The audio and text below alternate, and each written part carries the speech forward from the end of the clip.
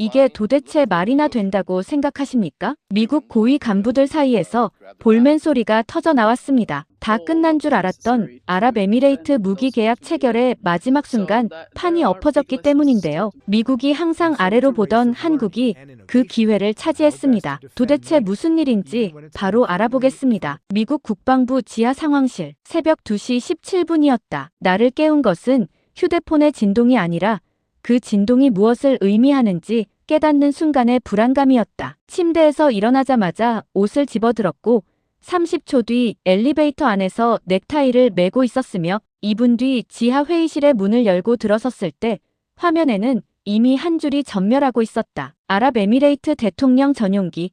계획에 없던 한국 착륙. 회의실의 공기가 얼어붙었다. 우리가 예상한 것은 이런 게 아니었거든. 테이블을 둘러앉은 장군들과 참모들, 정보국 요원들이 모두 화면을 바라보고 있었지만 아무도 입을 열지 않았다. 한 명의 장군이 결국 침묵을 깨었다. 천군 계약은 이미 끝난 것 아니었나? 그의 목소리는 확실함으로 가득했다. 그건 우리가 충분히 확인한 사항이었거든. 정보국장이 고개를 저었다. 아닙니다. 그들은 미사일을 보러 간 게 아닙니다. 그 한 문장이 회의실 전체의 분위기를 바꾸어 놓았다. 만약 아랍에미레이트 대표단이 미사일 시험만 확인하려던 거였다면 이미 여러 차례 봤어야 했다. 우리도 몇 번 시연해 보였거든. 그런데 지금 그들이 갑자기 미국 일정을 무시하고 한국 착륙을 택했다는 건 아직 보지 못한 무언가가 있다는 뜻이었다. 그것도 상당히 중요한 무언가. 나는 자세를 곧게 펴며 정보국장에게 상세한 설명을 요구했다. 정보국장은 몇 초를 침묵하다가 입을 열었다. 정확한 정보는 아직입니다. 하지만 대통령이 직접 움직였다는 것 자체가 특이합니다. 그 말이 끝나자마자 새로운 보고서가 화면에 떠올랐다. 글자를 읽는 순간 내 손이 멈췄다. 아랍에미레이트 72시간 안에 차세대 국가 방공망 구축 국가 최종 결정. 계약자가 중동 전체 방산시장 독점. 나는 그 문장을 2번 읽었다. 한 번 더 읽었다. 의미가 달라지지 않았다. 옆에 앉은 과장이 조용히 자료를 내 앞에 밀어놓았다. 한국 방산기업들의 최근 평가 자료였다. 70년대 초 이후 계속된 개발 시도, 80년대의 라이센스 생산, 90년대의 기술 모방, 2000년대의 저가 전략으로 밀려난 여러 계약들, 그리고 최근 5년간의 상당히 빠른 기술 발전. 자료를 넘기며 과장이 말했다. 한국의 기술력은 인정할 만한 수준에 도달했습니다. 하지만 국제계약 경험과 신뢰도 면에서는 여전히 차이가 있습니다. 정확한 분석이었다. 우리가 6개월 전 작성한 평가보고서의 결론도 같은 내용이었다. 한국은 여전히 이류 국가였거든. 나는 이번 건 서두를 필요가 없다고 했다. 72시간이라는 시간이 충분하다고 생각했다. 그리고 무엇보다 한국이라는 생각이 자신감을 만들었다. 나는 대응을 하루 미루자고 제안했고 아무도 이의를 제기하지 않았다. 그것이 나의 첫 번째 실수였다. 새벽 4시경이었다. 아랍에미레이트 대표단이 미국 방문 일정을 모두 취소했다는 보고가 들어왔을 때 나는 회의실 밖 복도에서 커피를 마시고 있었다. 휴대폰 화면에 떠오른 그 문장을 보고 손이 움직였다. 컵이 바닥으로 떨어졌고 깨지는 소리가 복도에 울려 퍼졌다. 아랍에미레이트 대표단이 미국 일정을 완전히 무시하고 한국으로 향하고 있었다. 그들은 우리와의 약속 같은 것을 버렸다는 뜻이었다. 나는 급히 회의실로 돌아갔다. 장군들의 얼굴이 이미 굳어 있었다. 정보망을 동원하라. 한국에서 정확히 뭘 준비하고 있는지 파악하라. 내 목소리가 평소보다 높았다. 위성사진이 도착하기 시작했을 때 나는 이미 최악을 직감하고 있었다. 한국의 시험장 이미지가 스크린에 떠올랐다. 첫 이미지에는 천국 미사일 발사대들이 보였다. 확인했던 것이었다. 하지만 사진을 넘기며 보니 상황이 달라지기 시작했다. 발사대 뒤쪽으로 장거리 레이더 시스템이 배치되어 있었다. 그리고 그 중앙에는 통합지휘통제실로 보이는 건물이 서 있었다. 손이 멈췄다. 심장이 빠르게 뛰었다. 정보국장이 말했다. 미사일뿐 아니라 완전한 방공체계입니다. 한국은 국가 수준의 방공망 전체를 준비하고 있는 것입니다. 그 말이 끝나자마자 회의실이 술렁였다. 우리가 지금까지 생각한 것은 미사일 판매 경쟁이었다. 하지만 한국은 국가 방공망 전체를 제한하고 있었던 것이다. 그것도 이미 모든 준비를 끝낸 상태로. 나는 즉시 대통령 직속 대응팀 구성을 요청했다. 그 요청이 받아들여지는데 걸린 시간은 12분이었다. 내가 해야 할 일은 명확했다. 직접 한국으로 가야 했다. 군 수송기는 1시간 뒤 활주로에 대기하고 있었다. 나는 서둘러 짐을 챙겼고 아직도 어두운 새벽 하늘 아래 비행기에 탑승했다. 엔진음이 울려 퍼지고 바퀴가 활주로에서 떨어지는 순간 화면에 빨간 글씨로 시간이 표시되었다. 71시간 12분. 남은 시간이 줄어들기 시작했다. 비행기가 인천 상공에 접근했을 때 나는 여전히 화면을 들여다보고 있었다. 71시간이라는 시간이 점점 줄어들고 있었고 그 시간 동안 한국이 무엇을 더 준비할지 상상하기는 어려웠지만 동시에 우리가 충분히 대응할 수 있다는 생각도 떨쳐지지 않았다. 착륙 직후 공항 게이트를 빠져나올 때부터 일은 시작되었다. 정보국 요원 셋이 나를 맞이했고 차를 타자마자 나는 즉시 정보망을 총동원하라고 지시했다. 한국 대표단의 핵심 인물이 누구인지, 그들이 지금 어디에 있는지, 무엇을 준비하고 있는지를 모두 파악해야 했다. 차 안은 좁았지만 정보국 요원들의 손가락은 쉬지 않았다. 노트북 화면이 계속 넘어갔다. 방산기업의 CEO들, 정부 부처의 장관들, 국방부 고위 관료들, 방위사업청의 관계자들, 모두 우리가 이미 파악했던 인물들이었다. 하지만 무언가 중요한 것이 빠져있다는 느낌이 자꾸만 떨쳐지지 않았다. 나는 정보국 요원에게 물었다. 이 명단에는 누가 빠져있는가? 혹시 우리가 놓친 정부 인사가 있나? 정보국 요원이 고개를 저었다. 정확히 파악이 안 되고 있습니다. 공식 채널을 통해서는 누가 실질적인 결정권자인지 알 수 없습니다. 하지만 모든 일정을 시간 순서대로 추적하면 한 인물에게 수렴합니다. 그 인물이 공식 언론에 노출되지 않고 있어서 신원 파악이 지연되고 있습니다. 서울 도착 후 2시간이 지났을 때 정보국장이 직접 전화를 걸었다. 내 휴대폰 화면에 그의 이름이 떠올랐을 때 나는 차에서 내렸다. 목소리가 평소와 달랐다. 톤이 낮았고 무게가 있었다. 우리가 찾던 인물을 발견했습니다. 화상회의가 연결되기를 기다렸다. 서울의 한 카페에 앉은 나는 노트북 화면을 켜고 대기했다. 화면에 한 남자의 사진이 떠올랐다. 이름은 한도윤, 나이는 47세, 학력은 서울공과대학 항공공학과 졸업, 경력은 국방과학연구소 15년, 한국방산업체 근무 12년, 현장 엔지니어 출신이었다. 방산기업 임원도 정부 관료도 아닌 순수 기술자가 모든 일정의 중심에 있었다는 사실이 처음엔 이해가 되지 않았다. 정보국장이 설명을 이어갔다. 그는 공식 언론 인터뷰도 거부하고 있으며 지금 이 순간에도 시험장에 틀어박혀 있습니다. 아랍에미레이트 대표단은 여러 차례 그를 직접 만나기를 요청했고 그들은 한국 고위급 인사들의 설명보다 이 엔지니어의 실제 운용 방식을 더 알고 싶어 합니다. 이것은 매우 이례적입니다. 보통 국가 방공 계약은 정치적 결정에서 시작되는데 이번엔 기술적 신뢰에서 시작되고 있습니다. 그 말을 들으며 나는 한도윤이라는 인물에 대해 깊이 생각하기 시작했다. 왜 한국은 일개 현장 엔지니어를 전면에 내세웠을까? 무엇이 그를 이렇게 특별하게 만들었을까? 나는 다음 지시를 내렸다. 한국 방산기업의 협력 업체들을 모두 찾아내라. 특히 한도윤과 직접 관계가 있는 업체들이 우선이다. 각 회사의 임원진들과 접촉하라. 거액의 신규 계약을 제시하면서 한도윤의 기술적 약점과 개인적 정보를 얻어내라. 미국 시장 진출의 기회까지 제시하라. 정보국 요원들이 움직였다. 휴대폰 통화가 오갔고 이메일이 날아갔으며 메신저 메시지들이 쏟아져 나왔다. 처음엔 상대방들이 관심을 보였다. 한국 방산업체들도 결국은 돈이 필요하다고 생각했거든. 하지만 시간이 지나면서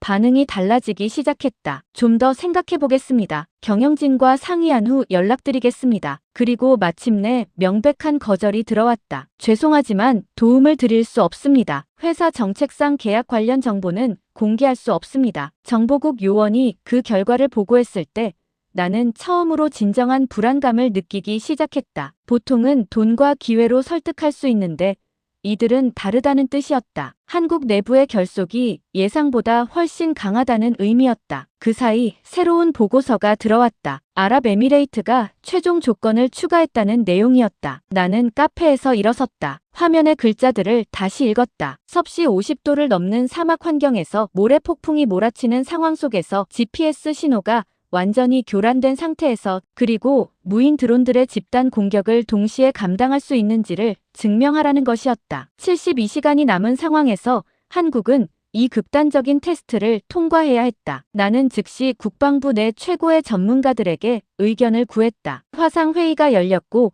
미사일 전문가, 방공체계 분석가, 전장 상황 시뮬레이션 담당자들이 모였다. 회의는 1시간 동안 진행되었다. 모든 전문가의 의견은 일관되었다. 실제 전쟁 상황에서도 성공하기 어려운 조건이라고, 한국이 이 시험에서 성공할 확률은 최대 30%라고, 그리고 무엇보다 준비 기간이 너무 짧다고. 그 판단이 나를 안심시켰다. 한국도 결국 이 마지막 시험에서 무너질 것이라는 확신이 생겼고, 그러면 아랍에미레이트도 자동으로 우리 쪽으로 돌아올 것이라는 생각이 들었다. 하지만 그 순간 한도윤의 반응이 들어왔다. 정보국 요원이 음성 기록을 재생했다. 한도윤의 목소리는 차갑고 담담했다. 어떤 감정도 없었고 어떤 우려도 드러나지 않았다. 오늘 밤 안에 준비하겠습니다. 단 그것뿐이었다. 설명도 변명도 없었다. 우쭐대는 자신감도 없었다. 단지 6글자의 약속만 있었다. 나는 그것이 허세라고 판단했다. 아니, 확신했다. 시간이 너무 짧았고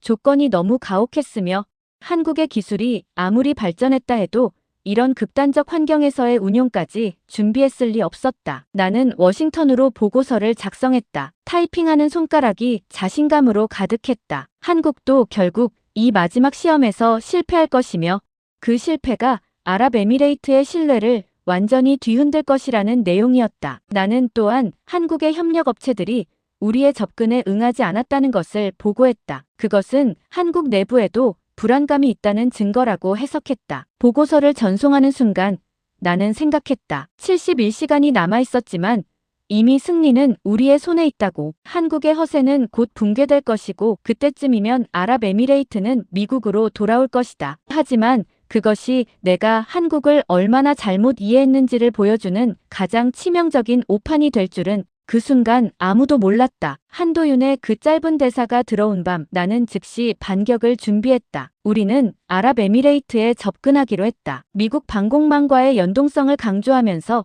한국 체계는 아직 국제 기준에 의해 검증되지 않았다는 점을 부각시키는 것이었다. 나는 워싱턴의 방산업체 임원들과 전화회의를 열었다. 그들의 목소리는 자신감으로 가득했다. 우리는 30년 이상 글로벌 고객들과 협력해왔으며 우리의 기술은 나토 표준을 만족합니다. 한국은 여전히 국내 시장에만 집중해온 기업이었습니다. 그 말이 맞다고 생각했다. 우리는 외교 채널을 통해 아랍에미레이트 국방장관에게 메시지를 보냈다. 미국은 한국 체계의 국제검증 부족에 대해 진지한 우려를 가지고 있다는 내용이었다. 동시에 우리는 언론을 움직였다. 나는 서울에 있는 미국 통신사 특파원에게 전화를 걸었다. 톤을 조심스럽게 유지했다. 한국 방공체계에 대한 기술적 결함설이 업계에서 거론되고 있다는 정도면 충분했다. 그 기사가 나가기까지 걸린 시간은 6시간이었다. 국제통신사들이 그것을 인용했고 한국 언론도 재보도했다. 한국 천궁,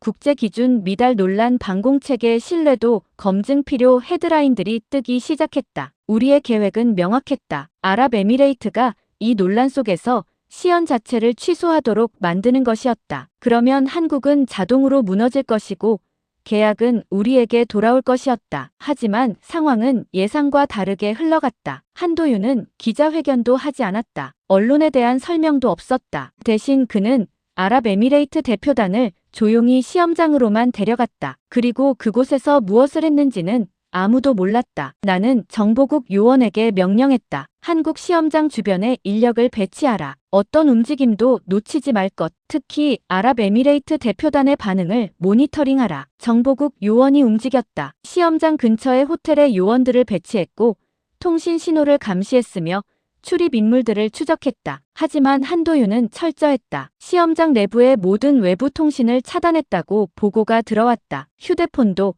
인터넷도, 카메라도 모두 차단되어 있었다. 한 정보국 요원이 보고했다. 시험장 내부는 완전히 봉쇄되어 있습니다. 아랍에미레이트 대표단이 들어간 뒤로 아무런 신호도 나오지 않고 있습니다. 나는 현장 관계자를 포섭하려 했다. 시험장 주변 건설업체, 보안회사, 식사를 담당하는 용역업체, 모든 주변 인력들을 대상으로 접근했다. 거액의 보상을 제시했다. 단지 시험장 내부에서 무엇이 벌어지고 있는지를 알려달라고 했다. 하지만 모두 침묵했다. 아무도 입을 열지 않았다. 정보국 요원이 보고했다. 완전한 보안입니다. 한도윤이 시험장 근처의 모든 관계자들을 직접 면접했고 그들은 모두 한국 국방부 관계자들로부터 신원 보증을 받은 사람들입니다. 우리의 접근에 응할 수 없는 상황입니다. 나는 처음으로 진정한 좌절감을 느꼈다. 우리는 모든 준비를 했다. 외교 채널, 언론 플레이, 현장 포섭, 모든 것이 계획대로였다. 그런데 한국은 우리가 시도하는 모든 것을 미리 예상했다는 듯이 대비하고 있었다. 정보국장에게 물었다. 한도윤은 정말로 기술자일 뿐인가? 그의 배경을 더 자세히 알아낼 수 있나? 정보국장은 조용한 목소리로 답했다. 네, 그는 기술자입니다. 하지만 국방과학연구소에서 15년을 보냈으며 그 기간 동안 한국 국방부의 신뢰를 완전히 얻었습니다. 그리고 현재 그는 단순한 엔지니어가 아니라 한국의 최고 의사결정권자들과 직접 대화하는 위치에 있습니다. 그 말이 무엇을 의미하는지 알았다. 한도윤은 기술적 권위뿐 아니라 정치적 신뢰까지 확보한 인물이었다는 뜻이었다. 나는 워싱턴에 긴급 보고를 올렸다. 한국이 예상보다 훨씬 철저하게 준비되어 있다는 내용이었다. 하지만 동시에 나는 아직도 믿었다. 아직도 확신했다. 그들이 72시간 안에 극단적인 사막 환경에서의 시험까지 성공할 수는 없을 것이라고. 결국 우리가 주도권을 잃은 것은 순간적인 일일 뿐이라고. 하지만 나는 알지 못했다. 우리가 벌써 가장 중요한 주도권을 완전히 빼앗겼다는 사실을. 이제 우리가 할 수 있는 일은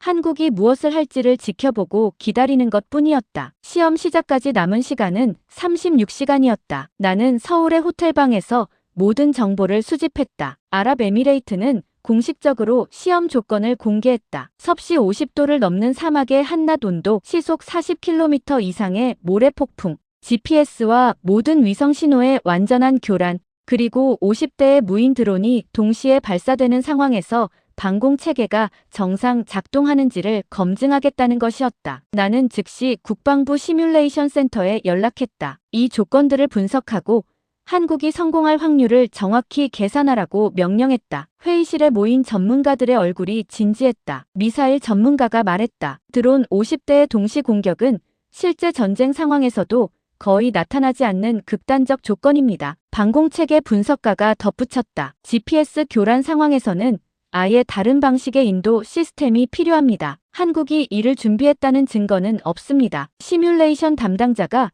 최종 의견을 제시했다. 현재까지의 정보로는 성공 확률을 20% 이하로 봅니다. 그 의견이 워싱턴으로 보고되었고 백악관에서는 한국의 실패를 거의 확정적으로 받아들이기 시작했다. 오후 4시경 정보국 요원에게서 긴급 연락이 들어왔다. 한국 시험장에서 문제가 발생했다는 보고였다. 나는 즉시 세부 정보를 요청했다. 정보국 요원이 말했다. 위성을 통한 감시로 확인한 결과 한국의 통합지휘통제실에서 대규모의 기술 인력이 이동했습니다. 그리고 레이더 시스템 주변에 정비팀이 집결해 있습니다. 이것은 기술적 문제가 발생했다는 신호입니다. 나는 기뻐했다. 아니, 확신했다. 한국이 벌써 문제에 직면했다는 뜻이었다. 레이더 연동 오류, 프로그램 오류, 센서 불량, 무엇이든 상관없었다. 중요한 것은 그들도 준비 과정에서 실패를 맞닥뜨렸다는 사실이었다. 정보국 요원의 보고가 계속되었다. 한국 시험장 내부에서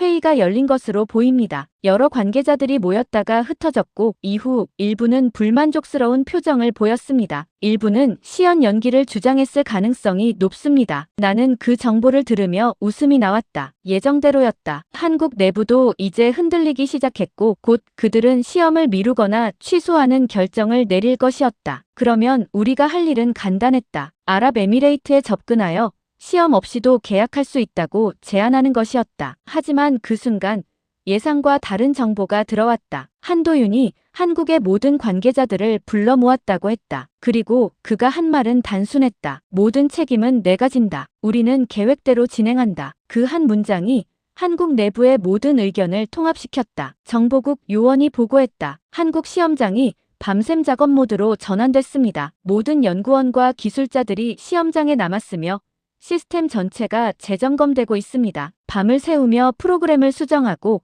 레이더 연동을 다시 확인하고 모든 센서를 재연결하고 있습니다. 그 정보가 들어왔을 때 나는 이상한 감각을 느꼈다. 그들이 정말로 이 시험을 치르려고 한다는 뜻이었다. 비록 시간이 부족하고 문제가 발생했으며 성공 확률이 낮다고 해도 말이다. 나는 밤을 새웠다. 호텔방에 노트북을 켜고 인공위성 이미지와 정보국 요원의 보고서를 번갈아가며 확인했다. 한국의 시험장은 밤새 불빛으로 가득 찼다. 오전 1시, 오전 3시, 오전 5시, 시간이 지날수록 작업은 더욱 분주해 보였다. 새벽 6시경 정보국 요원이 보고했다. 기술 작업이 완료된 것으로 보입니다. 모든 시스템이 최종 점검 단계에 진입했습니다. 나는 호텔 침대에 누웠지만 잠을 이루지 못했다. 시험이 시작되는 현지 시간 오전 10시까지 남은 시간은 4시간이었다. 나는 차를 타고 한국 시험장 인근의 관찰 지점으로 향했다. 사막을 모방한 시험 구역이 보였다. 모래가 깔려 있었고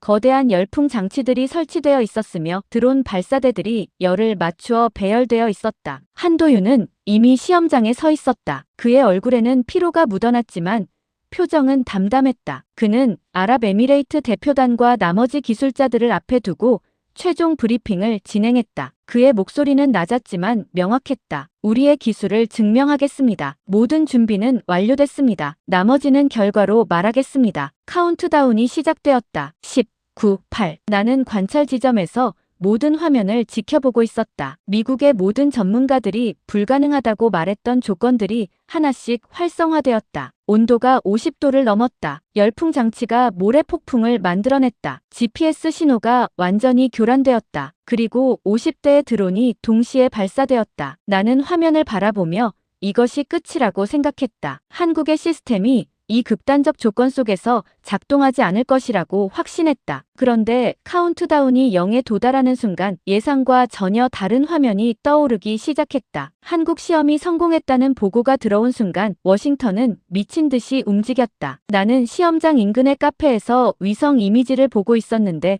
휴대폰이 울리기 시작했다. 국방부 차관, 국무부 차관보, 백악관 국가안보보좌관 모두 같은 내용으로 전화했다. 즉시 한국을 막아라. 어떤 수를 써서라도 아랍에미레이트 계약을 미국 쪽으로 돌려놓아라. 나는 서울에서 즉시 비행기를 탔다. 목적지는 두바이였다. 비행기 안에서 나는 방산 기업들과 전화회의를 열었다. 미국 최대 규모의 방산 5개 기업의 최고 경영진들이 참석했다. 상황을 설명했다. 한국이 아랍에미레이트와 거의 계약 단계에 있다. 우리는 이것을 막아야 한다. 각 기업에서 준비할 수 있는 최대 규모의 금융 지원 패키지를 제시하라. CEO들의 반응은 빨랐다. 각 기업이 제시한 금융 지원 규모를 합치면 총 25억 달러에 이르렀다. 그것은 한국이 제시한 가격보다 훨씬 더 큰 규모였다. 우리는 또한 기술 이전 조건을 추가했다. 아랍에미레이트가 원하는 모든 기술 지원, 현지 생산 시설 구축, 미국 기술자들의 상주 지원, 10년간의 무상 유지 보수, 이 모든 것을 패키지로 준비했다. 나는 아랍에미레이트 국방장관에게 즉시 연락했다. 긴급 회의를 요청했다. 두바이의 고급 호텔 회의실에서 우리는 마주 앉았다. 나의 옆에는 미국 방산 기업들의 임원들이 앉아 있었고 아랍에미레이트 쪽에는 국방장관과 그의 참모들이 앉아 있었다. 나는 먼저 입을 열었다. 한국의 체계는 아직 국제 기준에 의해 완전히 검증되지 않았습니다. 미국은 30년 이상 글로벌 고객들과 협력해온 신뢰할 수 있는 파트너입니다. 그 말이 끝나자 한국 방산기업의 임원들이 자리에서 일어났다. 아니, 정확하게는 그들이 자리를 떠나려고 했다. 아랍에미레이트 국방장관이 손을 들어 그들을 멈추게 했다. 그의 표정은 이미 결정된 것처럼 보였다. 나는 계속했다. 우리가 제시한 금융 패키지를 검토해 주십시오. 이것은 한국이 절대 제시할 수 없는 규모의 지원입니다. 나는 자료를 건넸다. 25억 달러의 금융 지원, 기술 이전 계약, 현지 생산 시설 구축, 모든 것이 정리되어 있었다. 아랍에미레이트 국방장관이 자료를 받았다. 그는 천천히 읽었다. 그리고 몇 초 뒤 그는 그 자료를 조용히 덮어버렸다. 생각할 시간도 주지 않은 채 우리의 조건이 더 좋습니다. 가격도, 지원도, 기술도. 왜 계약서를 덮으셨습니까? 나는 당황한 목소리로 물었다. 아랍에미레이트 국방장관은 잠시 침묵했다. 그리고 조용히 손을 들었다. 그의 보좌관이 USB 하나를 꺼내 테이블에 밀어놓았다. 이것을 보십시오. 나는 USB를 받아 노트북에 연결했다. 폴더가 열렸다. 그 안에는 한국 시험장에서 촬영된 모든 데이터가 들어있었다. 단순한 홍보 영상이 아니었다. 카메라가 따라가며 촬영한 각도에서 모든 센서의 신호 처리 과정이 보였다. 레이더의 탐지 신호, 지휘 통제실의 판단 과정, 미사일 발사, 표적 격파.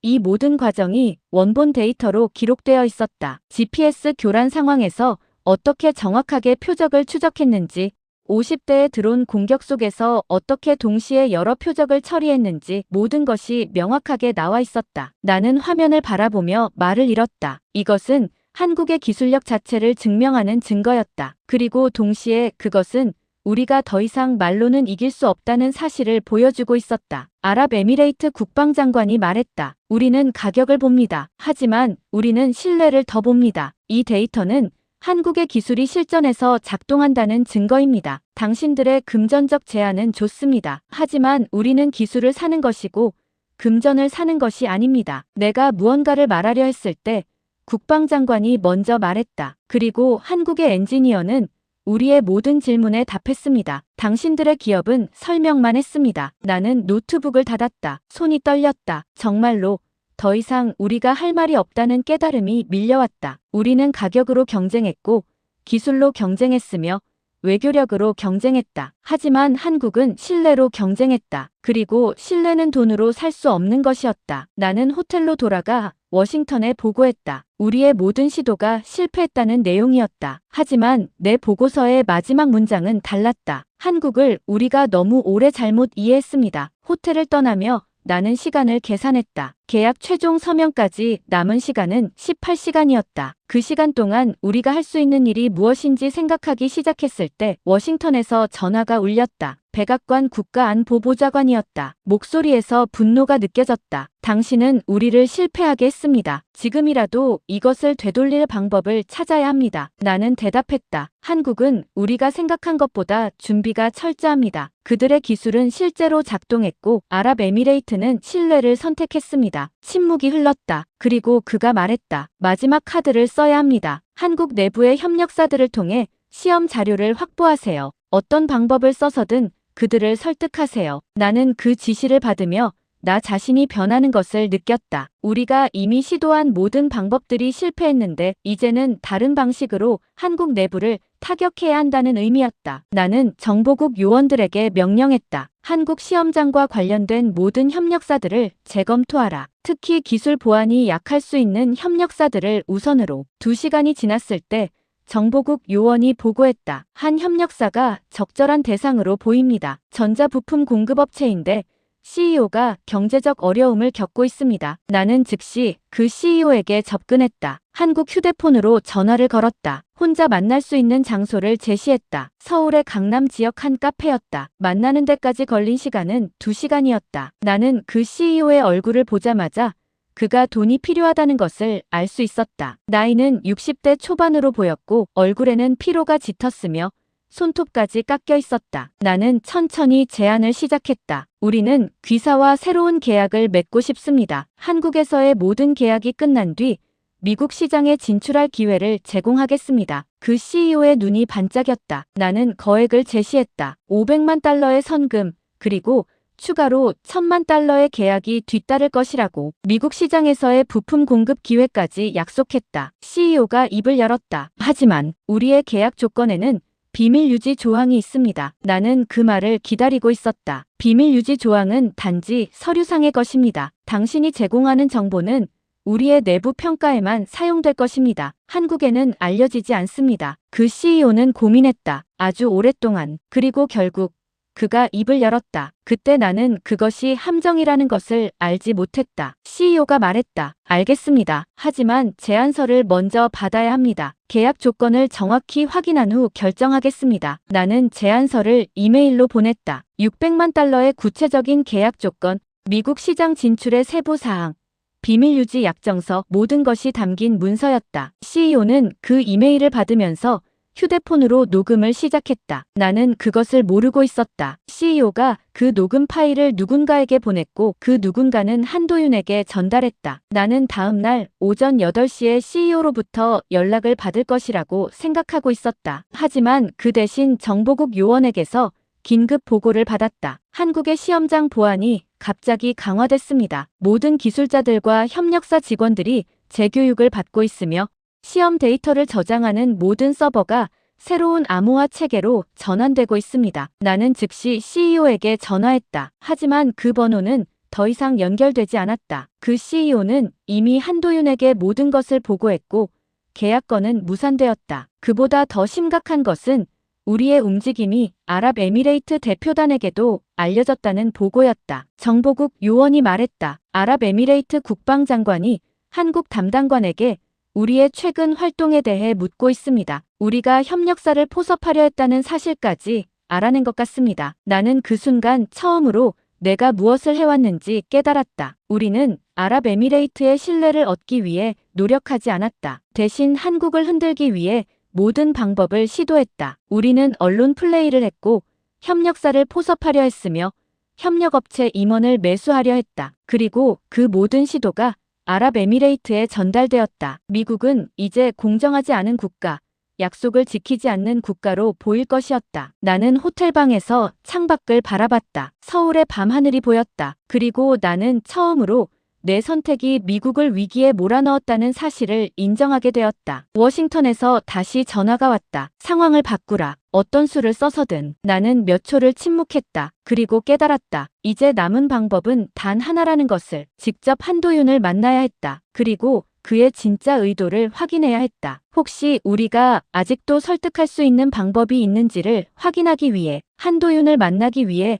나는 거의 24시간을 기다렸다. 그의 일정을 잡기 위해 정보국 요원들이 움직였고 협상이 이루어졌으며 마침내 시간과 장소가 정해졌다. 계약 서명 시간까지 남은 시간은 3시간 45분이었다. 나는 한국의 한 연구소로 향했다. 그곳은 서울 외곽의 조용한 지역에 있었고 건물 옥상에서 우리는 만나기로 했다. 엘리베이터에서 내려 옥상 문을 열었을 때 한도윤은 이미 거기 있었다. 그는 난간 너머로 서울의 야경을 바라보고 있었다. 나는 그의 뒤에서 먼저 입을 열었다. 왜 우리를 선택하지 않았습니까? 미국이 제시한 조건이 더 좋지 않았습니까? 돈도, 기술도, 기회도 더 많지 않았습니까? 한도윤은 돌아섰다. 그의 얼굴에는 피로가 극도에 달해 있었지만 눈은 맑았다. 그는 말했다. 내려와 보세요. 내가 당신에게 보여드리고 싶은 것이 있습니다. 나는 그를 따라 연구소 내부로 들어섰다. 복도를 걸으며 그는 아무 말도 하지 않았다. 우리는 지휘통제실로 향했다. 그곳은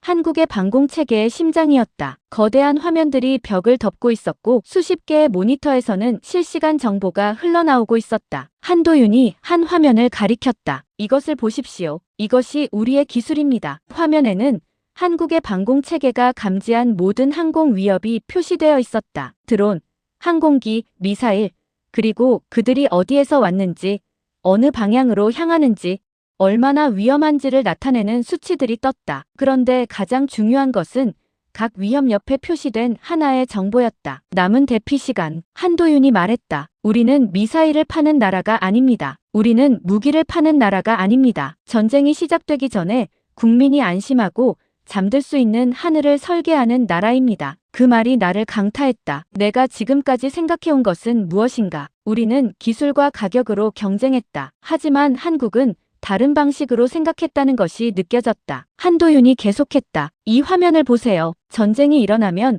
국민들은 이 화면을 본다. 그리고 그들은 안다. 자신들이 언제까지 안전한지를, 언제 피해야 하는지를. 우리가 파는 것은 기술이 아니라 시간입니다. 국민의 생명을 지키는 시간. 나는 그 말 앞에서 어떻게 대응해야 할지 몰랐다. 내가 입을 열었을 때 문이 열렸다. 아랍에미레이트 국방장관과 그의 참모들, 그리고 한국의 방위사업청 관계자들이 들어왔다. 회의실의 분위기가 한순간에 변했다. 한도윤이 모두를 안내했다. 그리고 그는 한국이 준비한 마지막 자료를 꺼냈다. 차세대 통합방공망 공동개발 계획서였다. 이것은 단순한 무기 판매 계약이 아닙니다. 우리는 아랍에미레이트와 함께 다음 20년의 방공체계를 함께 만들려고 합니다. 한국의 기술, 아랍에미레이트의 지역 이해도, 이 둘이 합쳐질 때 중동 전체의 안보가 강화될 수 있다는 전략이었다. 계획서에는 기술 이전 로드맵, 현지 엔지니어 교육 프로그램, 공동 연구개발센터 설립, 10년 뒤 완전한 아랍에미레이트 독립 운영 목표까지 담겨 있었다. 나는 그 계획서를 보며 마침내 깨달았다. 우리는 무기 판매 경쟁을 하고 있다고 생각했다. 하지만 한국은 국가의 미래를 함께 만드는 경쟁을 하고 있었다. 아랍에미레이트는 단순히 방공 체계를 사는 것이 아니었다. 그들은 한국과 함께 자신들의 방어 체계를 스스로 만들어 나갈 파트너를 선택하고 있었다. 그리고 그 파트너로 미국을 선택하지 않은 이유는 명확했다. 미국은 기술을 팔지만 한국은 미래를 나눈다. 회의실이 순식간에 활기를 띠었다. 아랍에미레이트 국방장관은 계획서를 페이지마다 읽어내려갔다. 그의 얼굴에 미소가 떠올랐다. 한도윤이 마지막으로 말했다. 우리는 당신들이 강한 국가가 되기를 원합니다. 그리고 우리도 계속 강한 기술을 개발하겠습니다. 이것이 진정한 동맹입니다. 나는 회의실 한 구석에서 그 장면을 바라보고 있었다. 내가 처음으로 이 경쟁이 무엇인지 이해하는 순간이었다. 이것은 무기 판매가 아니었다. 국가의 자존감과 미래를 함께 만드는 경쟁이었다. 우리 미국은 한국의 손에 기술을 주고 관계를 유지하는 정도였다. 하지만 한국은 아랍에미레이트를 인정하고 함께 성장하는 길을 제시했다. 그것이 가장 큰 차이였다. 아랍에미레이트 국방장관이 계약서에 서명했다. 그리고 그는 한도윤의 손을 잡았다. 고맙습니다. 당신은 우리에게 기술뿐 아니라 자존심을 주었습니다. 시간을 확인했다. 예정된 계약 발표까지 남은 시간은 정확히 3시간 15분이었다. 그러나 나는 이미 모든 것을 알고 있었다. 이미 승자는 결정되어 있었고 패배자도 이미 정해져 있었다. 나는 호텔로 돌아가 워싱턴에 최종 보고를 올렸다. 우리는 졌습니다. 하지만 이제 알았습니다. 왜 졌는지. 호텔 방으로 돌아온 나는 즉시 워싱턴에 연락했다. 상황을 설명했다. 한도윤을 만났고 한국은 공동개발 계획을 제시했으며 아랍에미레이트는 이미 마음을 정했다는 내용이었다. 침묵이 흘렀다. 그리고 백악관 국가안보보좌관이 말했다. 모든 카드를 써야 합니다. 지금 준비할 수 있는 최대 규모의 수정 제안서를 만들어서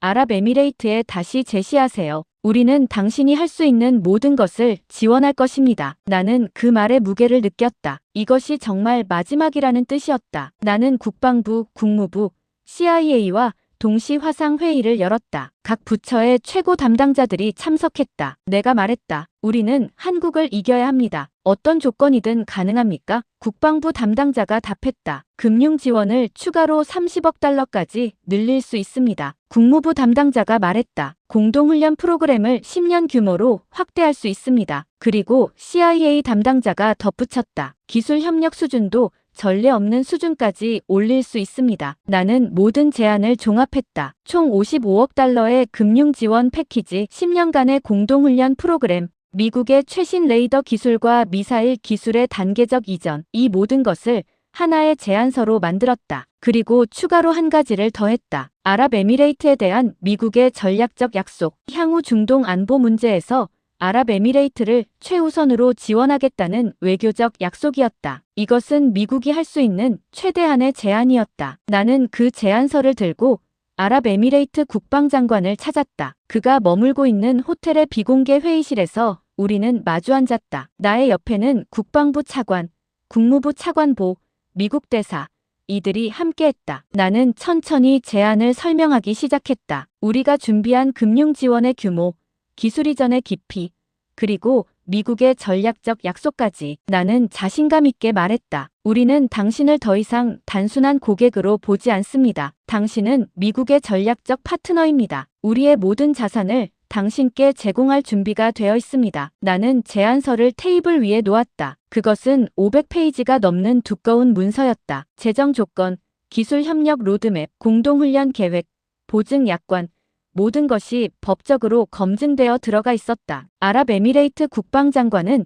그 제안서를 받았다. 그리고 몇 초를 바라본 뒤 그는 그것을 조용히 덮어버렸다. 펼쳐보지도 않은 채 그의 손이 제안서를 덮으며 내 심장이 내려앉았다. 나는 당황한 목소리로 물었다. 검토해 보시지 않겠습니까? 우리의 제안이 완전히 새로운 것입니다. 아랍에미레이트 국방장관이 조용히 답했다. 우리는 가장 비싼 것을 원하는 것이 아닙니다. 우리는 가장 믿을 수 있는 파트너를 원합니다. 그 말이 끝나자마자 문이 열렸다. 한도윤이 들어왔다. 그는 여러 권의 폴더를 들고 있었다. 아랍에미레이트 국방장관이 그에게 자리를 양보했다. 한도윤은 조용히 폴더를 펼쳤다. 첫 번째는 실제 운용 기록이었다. 그는 차트를 가리키며 말했다. 이것은 우리의 시스템이 실제 사막 환경에서 1시간 동안 기록한 모든 운용 데이터입니다. 각 신호의 강도, 각 판단의 정확도, 각 교전의 결과, 이 모든 것이 우리의 시스템이 얼마나 안정적으로 작동하는지를 보여줍니다. 그의 목소리에는 자신감이 있었지만 그것은 거만한 자신감이 아니었다. 검증된 자신감이었다. 다음 폴더를 펼쳤다. 유지보수 계획이었다. 그는 설명했다. 우리의 가장 혁신적인 부분은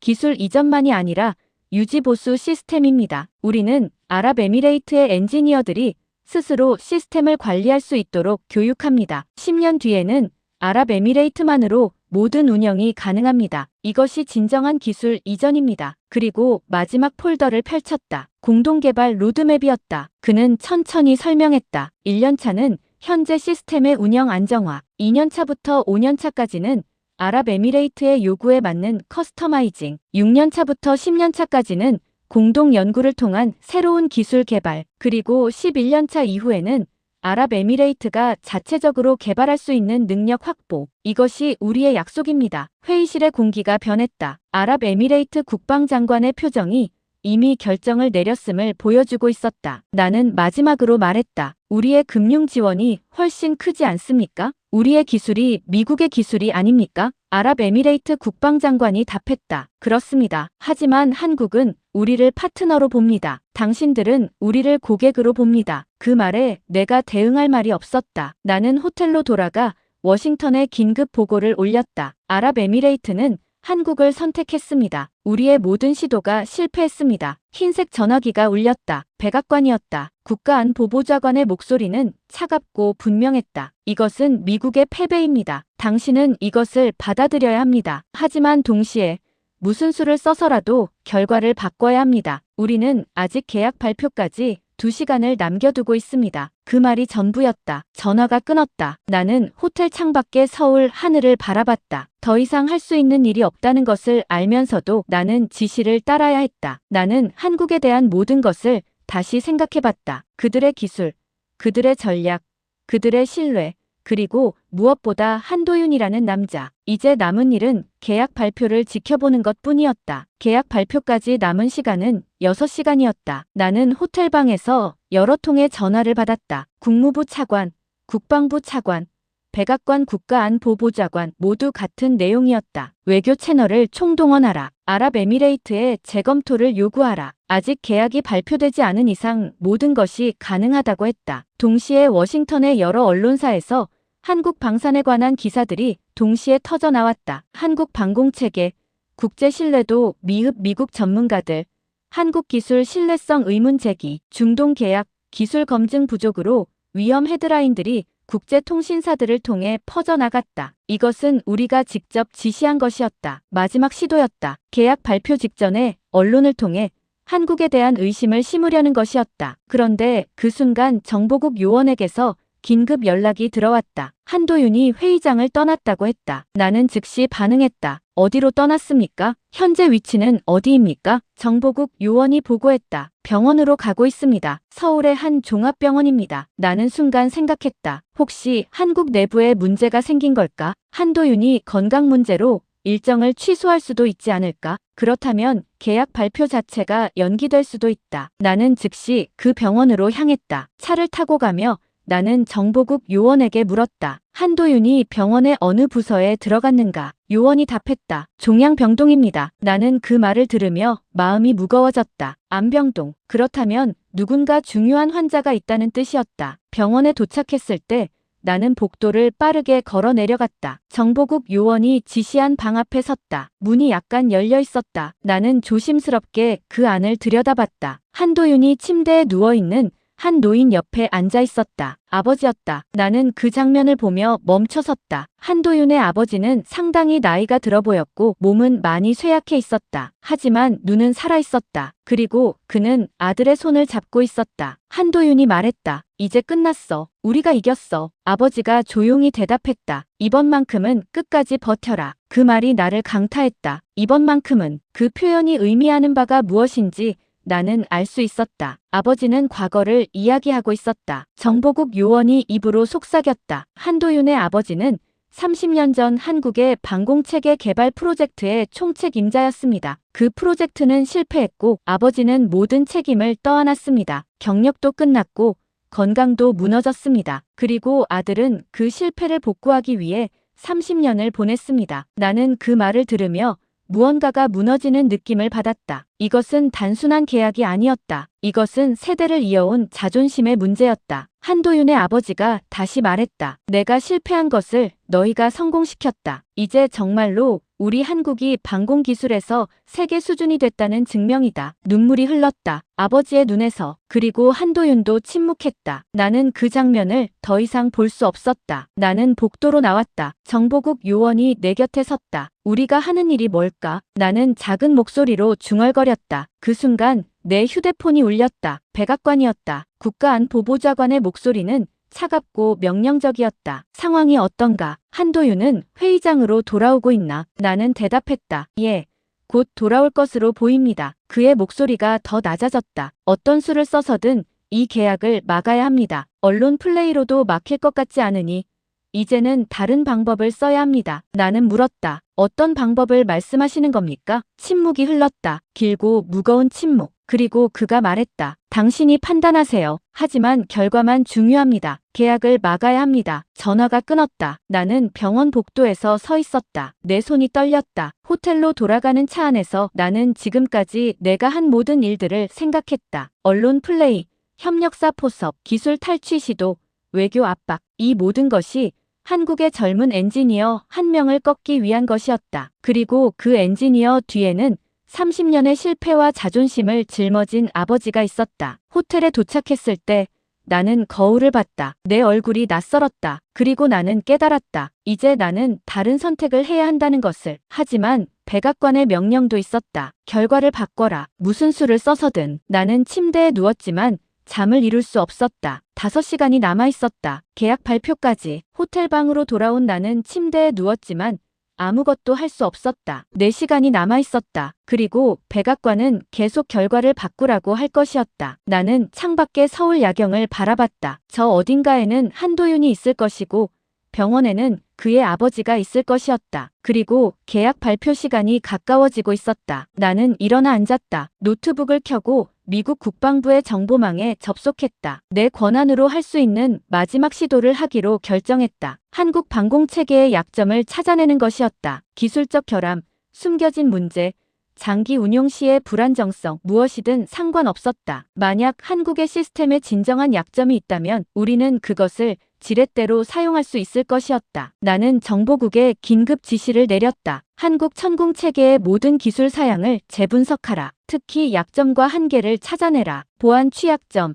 극한 환경에서의 성능 저하, 부품 신뢰성 문제, 모든 것을 점검하라. 이것이 내가 할 수 있는 마지막 카드였다. 분석팀이 움직였다. 위성 이미지, 인수정보, 기술 보고서, 지난 몇 년간 수집한 모든 자료들이 동원되었다. 한국의 사막 시험 영상도 다시 한번 프레임 단위로 분석되었다. 레이더의 신호 강도, 지휘 통제실의 반응 속도, 미사일 발사 정확도, 모든 것이 검토되었다. 나는 분석팀의 진행 상황을 중간중간 확인했다. 분석가들의 목소리가 점점 작아지고 있었다. 1시간 30분이 지났을 때 분석팀장이 나에게 전화했다. 목소리가 불안해 보였다. 결과가 나왔는데 예상과 다릅니다. 나는 즉시 자료를 받아달라고 했다. 노트북 화면에 첫 번째 데이터가 떠올랐다. 가동률 데이터였다. 한국의 천궁체계는 사막 환경에서 99.2%의 가동률을 기록했다. 나는 그 숫자를 2번,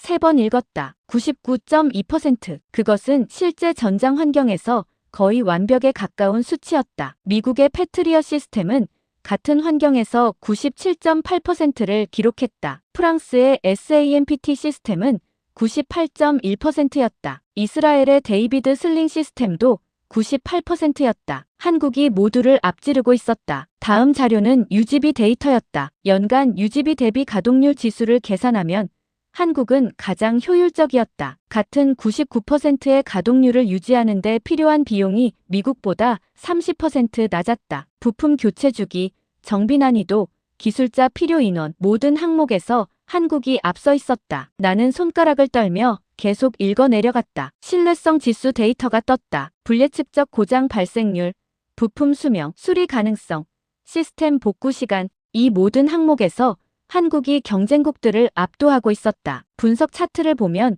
한국의 성능이 경쟁국들과 비교해 명확한 우월성을 보이고 있었다. 분석가의 최종 결론이 화면에 떴다. 현재까지 수집된 모든 데이터상 한국 천공 시스템은 경쟁 체계 중 가장 안정적이고 효율적입니다. 기술적 우월성과 신뢰성 지수에서 명확한 우위를 보이고 있습니다. 국제 표준 기준으로 평가해도 최고 수준입니다. 나는 그 결론을 보며 한숨을 쉬었다. 이것이 우리가 찾던 약점인가? 이것이 한국을 무너뜨릴 증거인가? 아니었다. 이것은 한국의 완벽함을 증명하는 증거였다. 나는 이제 선택의 기로에 섰다. 이 보고서를 그대로 워싱턴에 올리면 아랍에미레이트는 더욱 확신을 가지고 한국을 선택할 것이었다. 한국의 우월성이 데이터로 증명되었기 때문이었다. 하지만 보고서를 숨기거나 왜곡하면 아마도 계약을 되돌릴 수도 있을 것이었다. 나는 몇 분을 망설였다. 호텔방의 조명 아래에서 나는 두 가지 길을 놓고 선택해야 했다. 첫 번째는 거짓 보고였다. 한국에 약점이 있다고 보고하고 그 약점을 과장해서 설명하고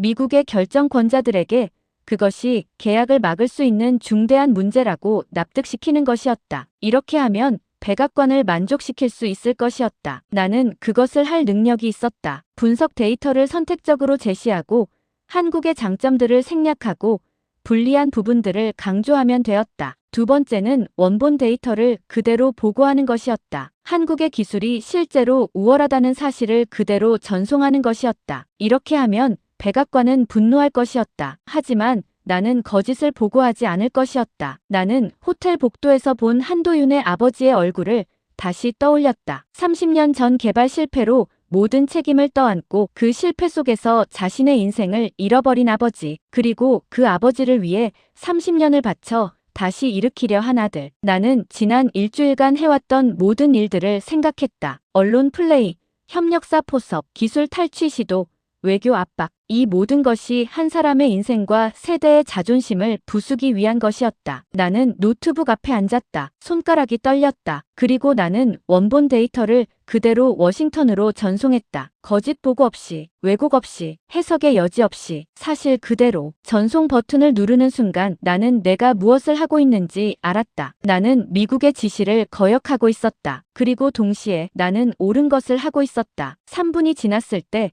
백악관에서 전화가 울렸다. 국가안보보좌관의 목소리는 분노로 떨리고 있었다. 당신은 무엇을 한 겁니까? 그 보고서를 즉시 폐기하세요. 모든 사본을 삭제하세요. 나는 차분한 목소리로 대답했다. 이미 늦었습니다. 정보가 유출됐을 가능성이 높습니다. 침묵이 흘렀다. 그리고 정보국 요원에게서 연락이 들어왔다. 아랍에미레이트 대표단이 같은 분석 자료를 확보했습니다. 아마도 한국이 우리와 같은 정보망을 활용했거나 독립적으로 같은 결론에 도달한 것으로 보입니다. 하지만 명확한 것은 아랍에미레이트가 이제 완전히 확신했다는 것입니다. 나는 그 말을 들으며 마지막 희망마저 사라지는 것을 느꼈다. 계약의 무게추는 이미 완전히 한국 쪽으로 기울었다. 그리고 이제 그것을 되돌릴 방법은 없었다. 나는 호텔 창밖을 바라봤다. 서울의 아침이 밝아오고 있었다. 하늘이 점점 밝아지고 있었고 거리에는 사람들이 나오기 시작했다. 그리고 나는 깨달았다. 나는 옳은 것을 했다는 것을. 그리고 동시에 나는 미국을 지배하는 사람들의 분노를 피할 수 없다는 것을. 하지만 지금은 더 이상 중요하지 않았다. 남은 시간은 2시간 30분이었고 계약 발표는 이제 막을 수 없었다. 계약 발표까지 남은 시간은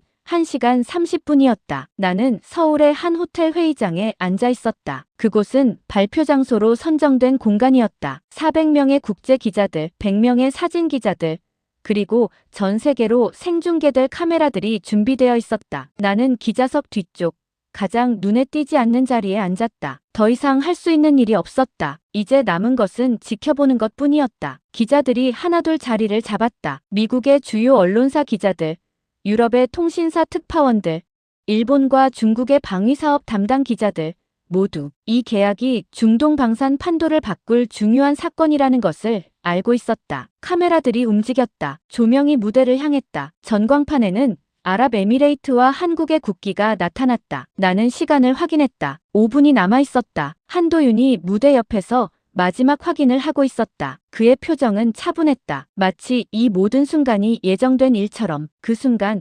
갑작스러운 정전이 일어났다. 회의장 전체가 암흑에 잠겼다. 조명이 꺼졌고 전광판이 꺼졌으며 카메라들의 조명까지 사라졌다. 기자들이 술렁이기 시작했다. 무슨 일입니까? 정전입니까? 누군가가 물었다. 기술팀은 뭐 하는 겁니까? 또 다른 기자가 외쳤다. 나는 그 순간 심장이 빠르게 뛰었다. 이것이 우리의 마지막 기회라는 생각이 스쳐 지나갔다. 혹시 누군가가 정전을 일으킨 건 아닐까? 혹은 한국의 시스템에 문제가 생긴 건 아닐까? 미국 기자들이 서로를 바라봤다. 그들의 눈에 희망이 떠올랐다. 유럽 기자들도 중얼거리기 시작했다. 한국의 시스템이 이렇게 기초적인 정전에도 대응할 수 없다니. 이것이 그들의 기술 수준을 보여주는 건 아닐까? 의혹들이 떠돌기 시작했다. 일부 기자는 스마트폰으로 메모를 하기 시작했다. 한국 계약 발표, 기술적 장애로 연기될 가능성, 한국 시스템, 기초 인프라 장애 노출 이런 헤드라인들이 이미 머릿속으로 형성되고 있었다. 나는 한도윤을 바라봤다. 그의 표정이 변했을까? 아니었다. 그는 여전히 차분했다. 그리고 조용히 무언가를 지시했다. 그의 보좌관이 움직였다. 기술팀이 움직였다. 회의장의 어느 한 구석에서 낮은 윙윙거리는 소리가 들렸다. 예비 전력이 켜지는 소리였다. 그리고 독립통신망이 활성화되는 신호음이 울렸다. 회의장은 여전히 어두웠다. 1분이 지났다. 기자들의 불안감이 커졌다. 언제까지 이럴 겁니까? 누군가가 외쳤다. 조명팀은 뭐 하는 겁니까? 하지만 한도윤은 여전히 조용했다. 그는 마치 이 모든 상황이 예상된 것처럼 행동했다. 2분이 지났다. 기자들 중 일부가 자리를 떠나려고 했다. 아마도 발표가 연기될 것이라고 판단한 것 같았다. 그런데 그 순간 한 줄의 빛이 나타났다. 전광판의 가장 아래쪽부터 천천히 불이 들어오기 시작했다. 위로 올라오는 빛. 기자들이 다시 자리에 앉았다. 시선이 전광판으로 집중되었다. 한국 국기, 아랍에미레이트 국기, 그리고 그 아래에 떠오르는 한 글자씩의 텍스트. 조명이 하나씩 들어왔다. 카메라가 하나씩 깨어났다. 회의장이 다시 밝아지기 시작했다. 3분이 지났을 때 회의장은 완전히 복구되었다. 모든 조명이 켜졌고 전광판이 정상화되었으며 카메라들이 다시 작동했다. 회의장 안의 모든 기자들이 화면을 바라봤다. 놀라움이 그들의 얼굴에 떠올랐다. 미국 기자들의 표정이 굳어졌다. 유럽 기자들은 서로를 바라봤다. 그리고 일본 기자들은 조용히 필기를 시작했다. 한도윤이 무대로 나왔다. 그의 목소리는 차분했다. 간단한 기술적 문제였습니다. 우리는 이런 상황에 대비해 독립통신망과 예비 전력을 항상 준비하고 있습니다. 발표를 계속하겠습니다. 그 말이 끝나자 아랍에미레이트 국방장관이 무대에 올랐다. 그리고 계약서에 서명했다. 회의장이 술렁였다. 기자들이 일어났다. 카메라들이 맹렬히 작동했다. 플래시가 터졌다. 이 모든 것이 불과 3분 만에 일어났다. 정전에서 복구까지 불과 3분. 나는 회의장 맨 뒤에서 이 모든 것을 지켜보고 있었다. 내 마지막 희망이 사라지는 것을 눈으로 직접 봤다. 한국은 심지어 정전까지도 예상하고 있었다. 그들은 모든 것에 대비하고 있었다. 단순한 무기 판매 회사가 아니라 국가 차원의 전략적 파트너로서 행동하고 있었다. 나는 그 순간 깨달았다. 이제 더 이상 막을 수 없다는 것을. 계약은 이미 체결되었고 세계 언론이 이를 생중계했으며 아랍에미레이트는 이미 한국을 선택했다. 모든 것이 끝났다. 나는 호텔을 떠나 공항으로 향했다. 비행기는 워싱턴으로 향하고 있었다. 그리고 나는 무엇을 보고해야 할지 생각하고 있었다. 우리는 졌다. 완전히. 하지만 이제 알았다. 왜 졌는지. 아랍에미레이트 국방장관은 계약서에 서명한 뒤 펜을 내려놓았다. 회의장이 즉시 소란을 피웠다. 기자들이 일어났고 손들이 올라갔으며 질문들이 쏟아져 나왔다. 국방장관님, 한국을 선택한 이유는? 미국의 제안은 왜 거절했습니까? 한국 기술의 신뢰성은 검증되었습니까? 가격 차이는 얼마나 됩니까? 질문들이 끝없이 이어졌다. 국방장관이 손을 들었다. 모든 기자들이 침묵했다. 그리고 그는 천천히 입을 열었다. 한 문장이었다. 단 한 문장. 우리는 가장 비싼 무기를 산 것이 아니라 가장 믿을 수 있는 파트너를 선택했습니다. 회의장이 정지했다. 그 말의 의미를 처리하려는 듯 모든 것이 멈춘 듯 했다. 그리고 다음 순간 폭발이 일어났다. 플래시가 터져 나왔다. 기자들이 다시 손을 올렸다. 하지만 국방장관은 더 이상 말하지 않았다. 그는 단상을 내려왔고 한도윤과 악수를 나눴다. 그 장면이 전 세계로 생중계되었다. 그 순간부터 세계 언론이 움직였다. 국제통신사들이 속보를 내보냈다. 한국, 아랍에미레이트 방공 계약 체결, 미국 제안 거절, 한국과 파트너십 선택, 중동 방산 판도 변화, 한국 국제방산 시장에서 신뢰도 확보, 헤드라인들이 쏟아져 나왔다. 나는 회의장에서 휴대폰을 켜 확인했다. 워싱턴의 상황이 어수선했다. 국방부에서 전화가 들어왔다. 즉시 귀국하세요. 백악관에서 당신의 보고를 기다리고 있습니다. 내가 대답했다. 지금 떠나겠습니다. 하지만 나는 회의장을 떠나지 않았다. 나는 그 자리에 남아 있었다. 더 이상 할 일이 없었지만 나는 떠날 수 없었다. 축하 인파가 형성되었다. 한국의 기술자들, 아랍에미레이트의 대표단, 그리고 중동의 여러 국가 대사들이 모여들었다. 그들은 한도윤을 둘러싸고 축하했다. 한도윤은 그 인파 속에서도 태연해 보였다. 그는 기자들의 질문에 대답하지 않았다. 대신 그는 축하 인파를 헤치고 회의장의 한 구석으로 향했다. 그곳에는 한국의 연구원들이 서 있었다. 젊은 엔지니어들, 기술자들, 프로젝트에 참여했던 모든 사람들. 한도윤은 그들에게 다가섰다. 그리고 조용히 말했다. 이제 시작입니다. 그 말이 나를 강타했다. 승리의 말이 아니었다. 시작의 말이었다. 한도윤은 이 계약을 끝이라고 생각하지 않았다. 시작으로 생각했다. 연구원들의 얼굴에 피로가 떠올랐다가 이어서 다시 결의가 떠올랐다. 그들은 알고 있었다. 이것이 정말로 시작이라는 것을. 중동 여러 국가에서 즉시 한국 방산기업으로 연락이 들어오기 시작했다. 사우디아라비아,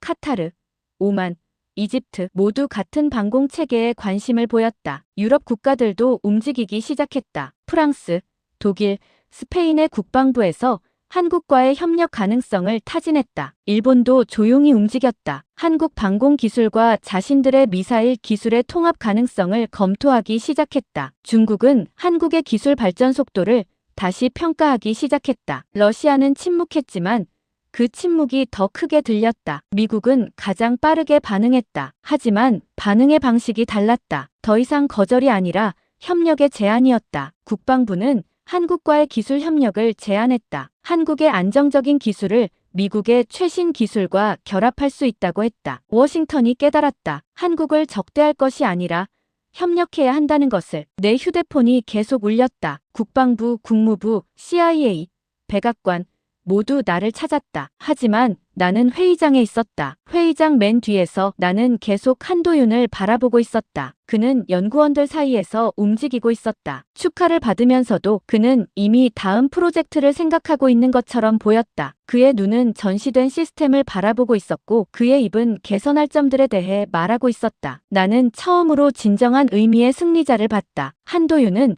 자신의 승리에 취해 있지 않았다. 오히려 그는 책임감에 눌려 있었다. 이제 아랍에미레이트와 함께 20년을 계획하고 실행해야 한다는 책임감, 중동의 다른 국가들의 요청에 응해야 한다는 책임감, 한국의 방공 기술을 계속 발전시켜야 한다는 책임감. 그의 얼굴에는 무게가 있었다. 하지만 동시에 그것은 가장 아름다운 무게처럼 보였다. 내가 서 있는 곳은 회의장의 맨 뒤였다. 나는 세계의 패권이 어떻게 이동하는지를 목격하고 있었다. 미국이 모든 것을 할 수 없다는 것을 깨닫고 다른 나라들의 역할을 인정하기 시작하는 순간, 한국이 단순한 추종자가 아니라 리더로 인정받기 시작하는 순간, 그리고 가장 중요한 것은 한도윤이라는 한 사람의 신념과 책임감이 어떻게 세계를 바꿀 수 있는지를 보는 순간이었다. 내 휴대폰이 또 울렸다. 이번엔 백악관 비서실이었다. 즉시 귀국하세요. 대통령이 당신을 만나고 싶어 하십니다. 나는 대답했다. 예, 가겠습니다. 하지만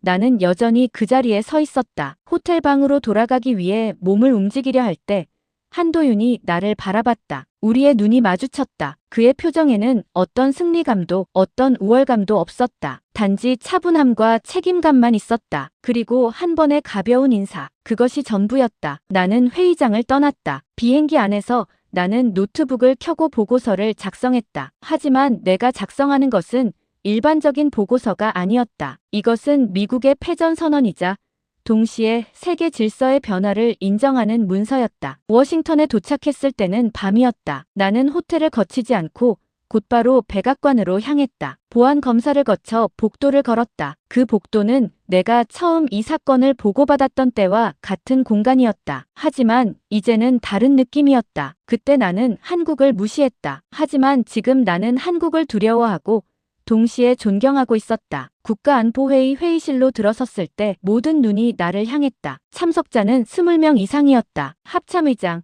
국방부 차관, 국무부 차관보, 국방부 정책 담당관, 백악관 경제보좌관, 그리고 여러 부처의 고위 관료들 모두 같은 질문을 가지고 있었다. 왜 졌는가? 나는 천천히 입을 열었다. 상황을 설명했다. 한국의 준비 과정, 미국의 여러 시도들, 그리고 모든 것의 실패. 나는 사실 그대로를 전했다. 언론 플레이, 협력사 포섭, 협상 시도, 모든 것. 회의장이 점점 조용해졌다. 그리고 한 명의 국방부 차관보가 질문했다. 결국 가격 문제였다는 건가요? 한국이 더 낮은 가격을 제시했다는 뜻인가요? 다른 관료가 덧붙였다. 그렇다면 미국이 가격 경쟁력을 높이면 되는 것 아닌가요? 또 다른 장군이 말했다. 기술적으로는 우리가 더 앞서 있지 않습니까? 이 모든 의견이 나를 향했다. 그리고 나는 정면으로 반박했다. 아닙니다. 이것은 가격 문제가 아닙니다. 우리는 성능 경쟁을 했고 한국은 신뢰 경쟁을 했습니다. 회의장이 순식간에 조용해졌다. 누구도 그 말을 예상하지 못했다. 국방장관이 앞으로 몸을 기울였다. 설명해 주십시오. 나는 깊게 숨을 쉬었다. 그리고 말했다. 우리는 미사일을 팔려고 했습니다. 한국은 안심을 팔려고 했습니다. 그 차이입니다. 회의장의 모든 얼굴이 나를 바라봤다. 나는 계속했다. 한국 시험장에서 직접 본 것들을 설명했다. 밤새 작업하는 연구원들의 모습,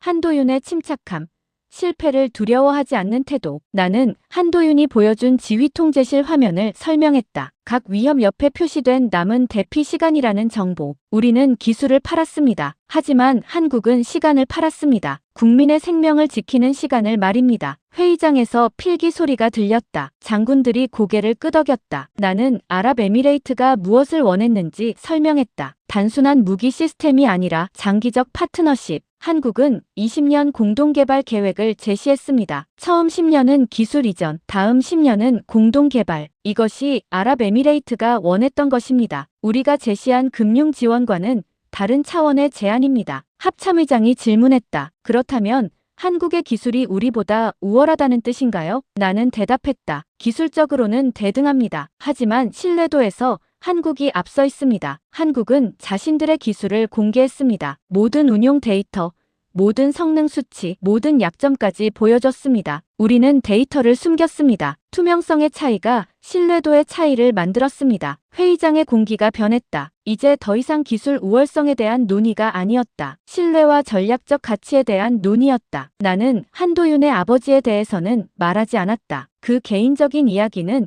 이 회의실에 필요 없었다. 대신 나는 한국이 왜 이렇게까지 준비했는지를 설명했다. 세대를 이어온 기술 발전의 역사, 실패와 성공의 반복, 그리고 그것이 만드는 책임감. 일부는 여전히 이해하지 못했다. 한 명의 보수 진영 인사가 말했다. 그렇다면 우리는 한국에 굴복한다는 뜻인가요? 우리의 패권이 흔들린다는 뜻인가요? 나는 답했다. 아닙니다. 우리는 현실을 인정하는 것입니다. 한국은 이 분야에서 우리와 동등한 파트너라는 현실을, 그리고 그 파트너와 함께 일해야 한다는 현실을. 회의는 2시간 동안 계속되었다. 각 부처의 관료들이 질문했고 나는 최대한 상세하게 답했다. 한국의 기술, 한도윤의 전략, 아랍에미레이트의 의도, 미국의 실수, 모든 것을. 회의가 끝날 무렵 회의장의 분위기는 완전히 바뀌어 있었다. 더 이상 한국을 폄하하는 말은 없었다. 대신 한국을 어떻게 파트너로 만들 것인가에 대한 논의가 시작되었다. 국방장관이 나에게 가까이 다가섰다. 회의가 끝난 직후였다. 좋은 보고였습니다. 하지만 이것은 끝이 아닙니다. 이것은 시작입니다. 나는 고개를 끄덕였다. 국방장관이 말했다. 이번에는 한국을 경쟁자가 아니라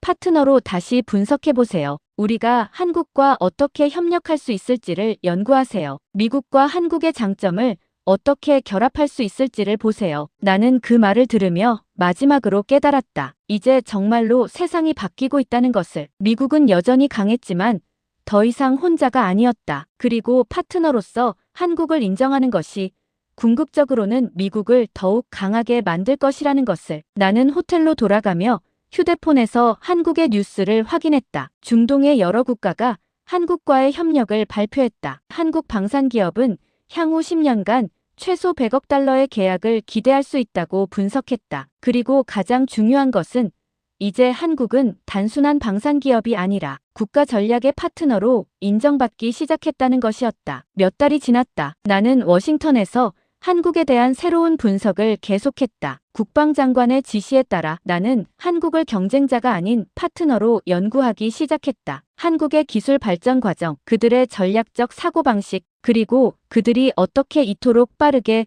세계 수준의 기술에 도달했는지를 분석했다. 백악관의 정책팀도 움직였다. 한국과의 협력 방안을 검토했고 기술 교류 프로그램을 제안했으며 장기적 파트너십 구축을 위한 외교 채널을 정비했다. 국방부는 한국군과의 합동훈련을 확대하기로 결정했다. 국무부는 한국과의 방산 협력 양해각서 체결을 추진했다. 미국이 한국을 재평가하기 시작한 것이었다. 하지만 나는 문서만으로는 부족하다고 생각했다. 직접 한도윤을 만나고 한국의 연구소를 방문하고 그들이 어떻게 일하는지를 봐야 한다고 생각했다. 나는 한국 방문을 제안했고 국방부는 즉시 승인했다. 이번 방문은 공식적이었다. 국방부 특별사절단의 일원으로 한국 국방부와의 협력 논의를 위해. 하지만 진정한 목적은 한도윤을 다시 만나는 것이었다. 비행기 안에서 나는 몇 달 동안 수집한 모든 자료를 다시 읽었다. 한국 방공기술의 발전사,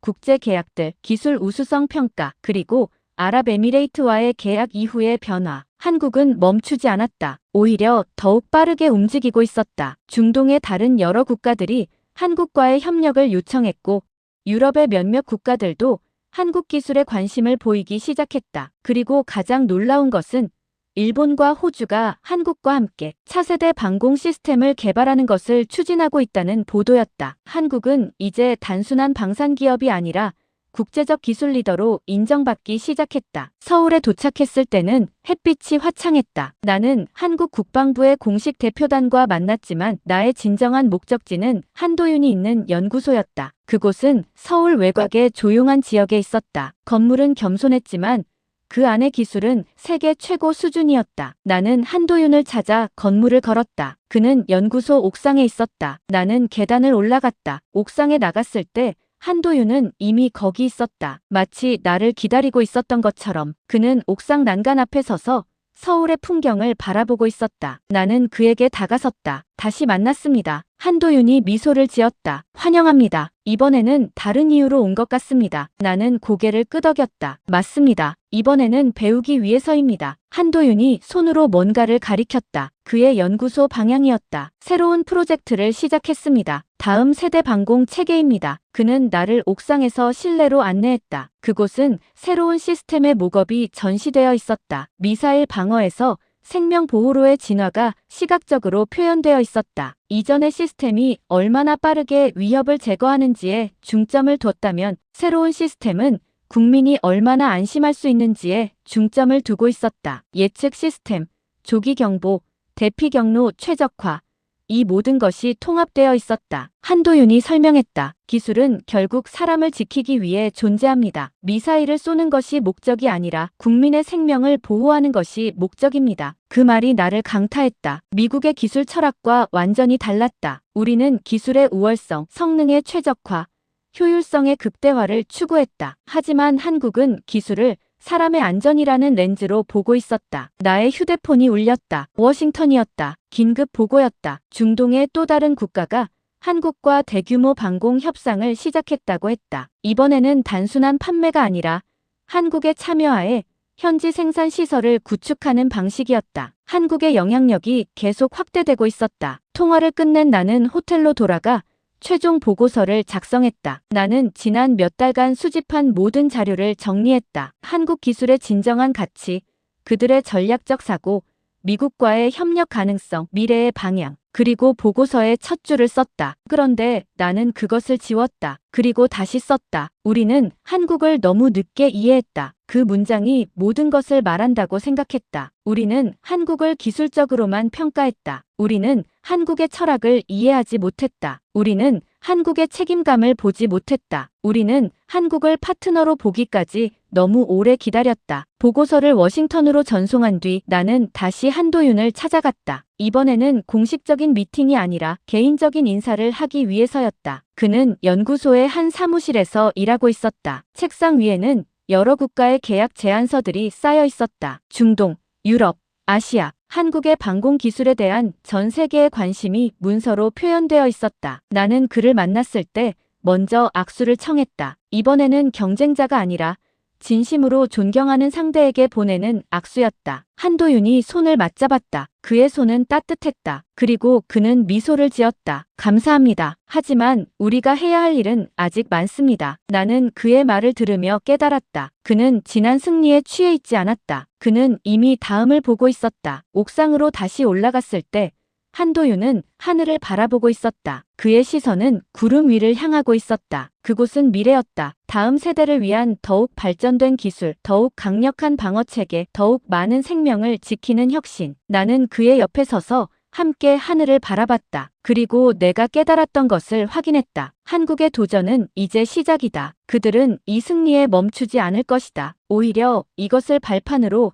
더욱 높이 올라갈 것이다. 나는 조용히 미소를 지었다. 공항으로 향하는 차 안에서 나는 보고서를 다시 읽었다. 그리고 마지막 문장을 추가했다. 한국의 여정은 이제 시작이고 미국은 그 여정의 진정한 파트너가 되어야 한다. 비행기가 이륙할 때 나는 창밖으로 서울의 풍경을 바라봤다. 어딘가에는 한도윤이 있을 것이고 그의 팀은 이미 다음 프로젝트를 시작했을 것이다. 그들은 멈추지 않는다. 그리고 미국도 이제 멈출 수 없다는 것을 알았다. 우리는 한국과 함께 가야 한다. 파트너로서, 존경하는 상대로서. 하늘은 맑았고 미래는 열려 있었다. 그리고 그 미래 속에는 미국과 한국의 진정한 협력이 있을 것이다.